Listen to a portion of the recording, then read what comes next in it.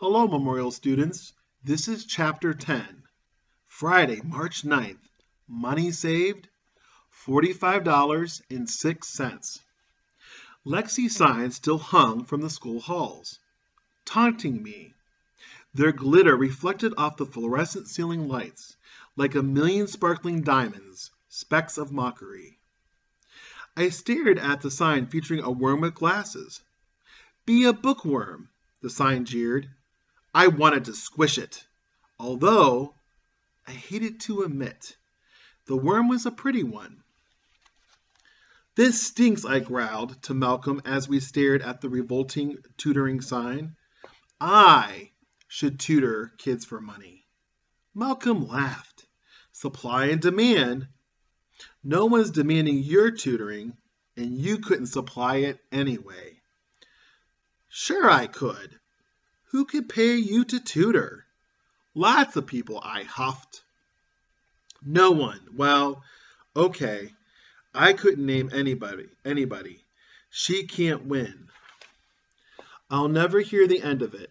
She'll brag about Fluffernutter the rest of our lives. You'll cry the best and... Malcolm didn't get it. I cut him off. No, trying isn't good enough. I have to win. I have to demolish her. Don't you understand? This is payback time for all the terrible things she's done. Like what? Mumbled Malcolm. I sensed skepticism in his voice. Like being born before me and being smart. 2 months ago, Mom said, why can't you get good grades like your sister? Well, maybe I don't want good grades. Malcolm blinked. Why wouldn't you want good grades? That's not the point, I raged. Don't you see? There's a lifetime of wrongs here. Grades are just tip of the iceberg. With Miss, I'm more perfect than you. I have to put her in her place. Show her who's boss. Malcolm shook his head. I thought this was about to getting a dog. Well, that too. As I tromped into language arts class, I overheard Mr. Corgi talking to Noah Grum. Noah was a grade ahead of me. He was tall and played basketball. He didn't seem like the smartest guy in the school, though he always walked around with his mouth open. It's hard to look intelligent if you walk around with your mouth open. Plus, flies can swarm inside, or drool can dribble down your chin. It's hard to look smart with drool on you, too. You could call Lexi for help, suggested Mr. Corgi. Her phone number is on those terrific signs in the hallway. Thanks a bunch, Mr. Corgi, Noah beamed, wiping his chin. Lexi is a great student, Mr. Corgi added. She'll help you a lot. I was sick of hearing about Miss Perfect Student everywhere I went. I grabbed Noah's arm. She can't help, I blabbered. She's too busy. She closed her business. She broke her arm. She's very sick and can't get out of bed. I saw her in the hallway 5 months ago, said Noah. While her illness was very sudden, I explained. I'm not sure if Noah was convinced. But much, much worse. My own teachers were recommending Lexi. Mr. Court, who had the last name of a dog, for heaven's sake, was helping my sister get a cat. It was hard enough living up to Little Miss Can't Do Anything Wrong all day. But now this?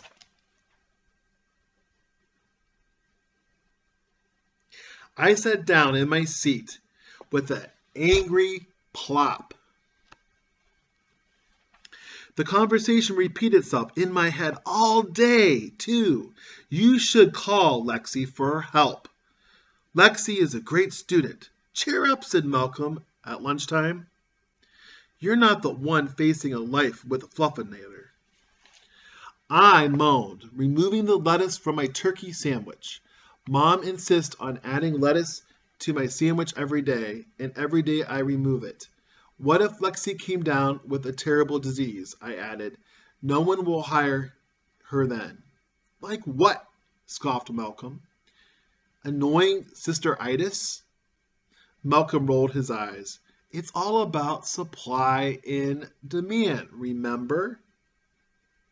You just have to figure out what you can supply. Malcolm pointed to the lettuce lying on the table. You're like that. Unwanted. No demand. A worn-out, dried-up piece of writing lettuce. A senseless sprig of parsley. If this is your idea of a pep talk, you're not very good at it. Malcolm just shrugged. But you're right. I'm parsley. I'm whimpered. That's exactly what I am. I can't tutor. I can't carry grocery bags. I can't throw a telodrome. I ripped a bite off of my sandwich, pretending it was Lexi's head. I chewed extra hard, but I didn't feel better. I just felt worthless. You're good at stuff, said Malcolm. I stared at him and scratched my chin. Then I scratched some more. I'm drawing a blank here. You're good at soccer. Was good? I moaned. You're just a little rusty. You're a good friend. I rolled my eyes. Great! You want to play me $500? And you're a pretty good writer, said Malcolm, ignoring my comment. You got an A on that social studies report about igloos last month. I got a B. And you wrote half of it. I thought everyone got an A on that social studies report. As long as it was 5 pages, you got an A. I only wrote 4 pages. There just isn't that much to say about igloos. I ripped off another chunk of turkey sandwich and munched unhappily. You're going to win. You're going to earn that money, said Malcolm. Then how? I waited for Malcolm to answer me. He didn't. Back at home, I felt as depressed as a leaky bike tire.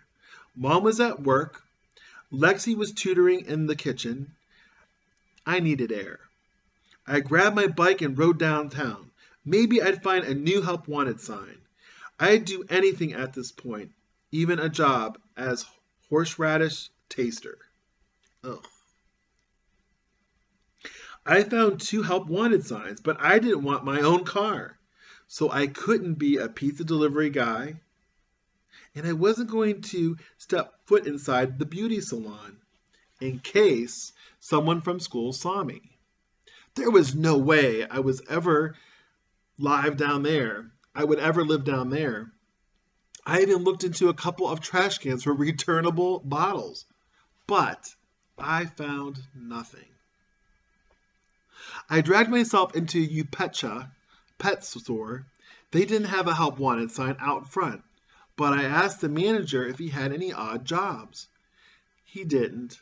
I told him that if he paid me $500 right then and there, I'd work for free for the rest of the natural-born life. He still wasn't interested. That seemed like a pretty good offer to me, but I didn't leave. I trudged past the bird cages and the fish supplies, past the lizards and the cat toys, all the way back to where they kept the dogs. They sat in stacked cages behind a big glass wall in a small, enclosed, carpeted room. If you asked, you could pay with a dog for a few minutes before you bought one. There were 8 cages, 5 with dogs, and 3 empty ones. That meant 3 newly adopted dogs. Somewhere, 3 families happily played fetch and rolled around meadows that weren't imaginary. But not me. All the dogs were puppies, a boxer, a Dachshund, a border collie, and 2 golden retrievers. I focus on the golden retrievers. They remind me of our younger alfalfas with their light brown hair. That was just made me sadder. I wondered how Alfalfa was doing. Was he happy? Had he made any doggy friends? Did anyone know what car he liked scratched the best, and how long he liked his tummy rubbed? Probably not, poor guy. One of those retrievers in the cages jumped around, tongue out, excited. Just looked at it made you smile. It would be possible to feel sad with a dog like that jumping around all day long. The other retriever sat in his cage, way in the back. This dog didn't move and kept its head buried in its paws. But I could see its eyes pecking out and looking at me. This was a sneaky fellow. Can I see that one, please? I asked. His name is Thumper. And the pet store girl, a teenager with pierced lip, a pierced eyebrow, and orange streaks in her hair, she unlocked the cage. He doesn't really do much, she explained. He's kind of a dud. I sat on the ground and she handed Thumper to me. He didn't move, but he snuck peeks between his flaps of his fur. His sister Marta is a lot more fun, and Miss Orange Hair, gesturing to her other golden retriever, still bouncing around.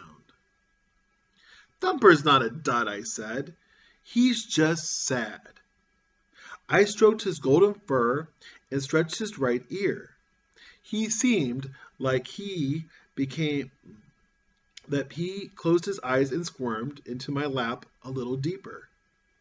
I continued rubbing and scratching. You'd be sad too if your sister got the attention all day. She probably got straight A's in school and always feels like he is second best. Right, boy? Thumper wiggled a little bit tighter into my legs. You'd be a lot happier if your teacher stopped comparing you to your sister all the time. And if your sister caught a disease and couldn't tutor anymore, nothing too horrible. Just one that would keep her in bed for a few weeks. I bet your sister wants a cat too, right? Thumper yawned.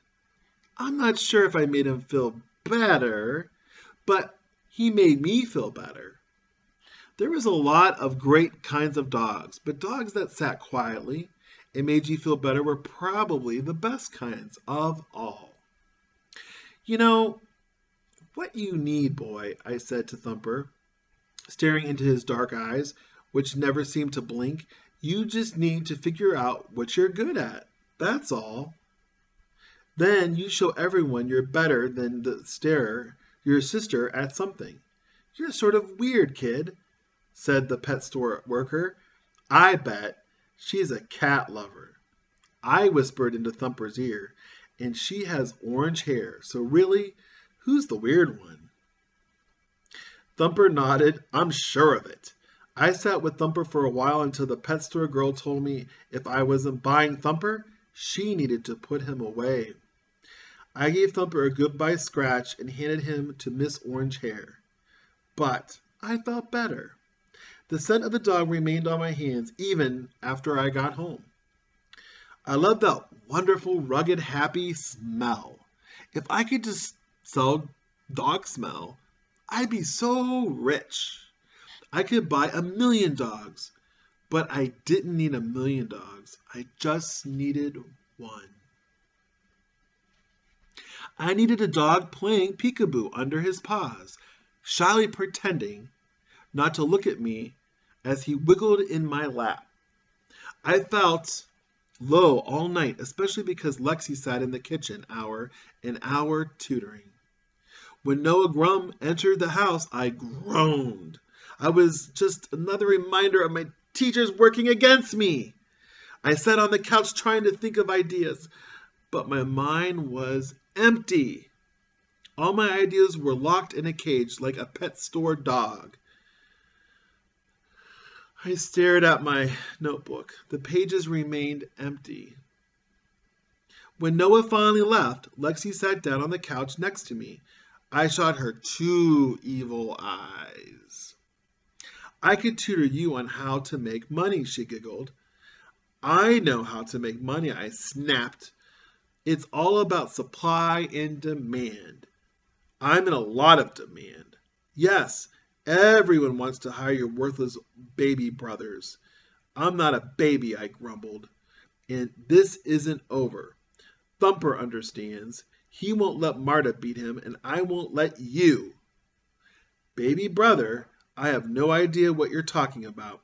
Lexi leaned back on the cushions. Where do you think we should put Fluffinutter's litter box? She pointed to the corner of the room. Over there. I felt my face turning red with anger. I don't hear any purring in this house yet. Then you must not be listening. Shh! Hear that? I sniffed. Had she brought a cat already? Yes, I can practice her Fluffinator's soft, mellow meowing as she licks milk from her bowl. So she didn't have a cat, not yet. Relieved and annoyed, I jumped up. Yeah, I stammered. Well, I'll lick you. Gross! You are not licking me. I mean, in our money battle. I wouldn't actually lick you, I admitted. That is really disgusting. You're disgusting. You are. You are a disgusting, flea-bitten, catnip-craving furball freak, I shouted.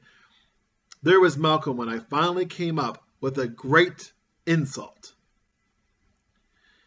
It didn't faze Lexi, though. She laughed.